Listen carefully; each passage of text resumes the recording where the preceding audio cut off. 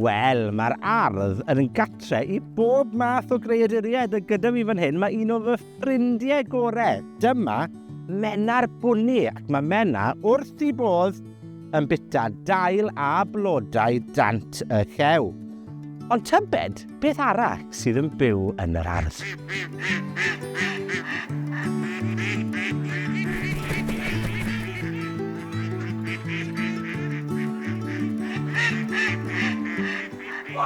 Ydych chi'n clywed sŵn y cwac, cwac, cwac? Ydych chi'n gallu gwneud cwac, cwac, cwac? Dyma'r hwyaid a maen nhw'n hoffi byw yn yr ardd gyda fi fan hyn. Helo. Helo ti.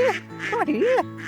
A dyma hwyaden, a mae hwyaden yn helpu yn yr ardd. Mae'n bwyta'r holl falwod a'r gwlithod ac yn helpu fi fel garddwr I gadw'r planhigion I gyd yn iach ac yn ddiogel.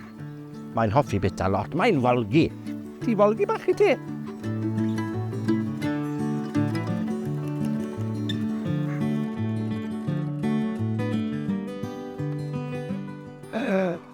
Wel, mae Billy bach y broga a Beca broga wedi llenwi'r pwll yma yn llawn pen bylied bach babi brogaod.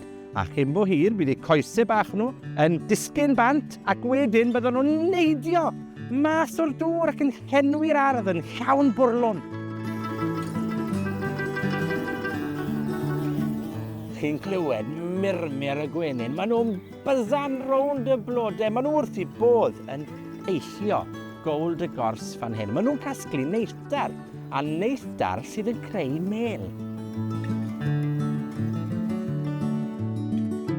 Mae pob math o greaduriaid yn byw yn yr ardd, yn drythilod, yn pryfed, tybed beth sydd yn byw ym mhlas y pryfed fan hyn. Mae moch y cod yn byw fan hyn, a moegrig bach.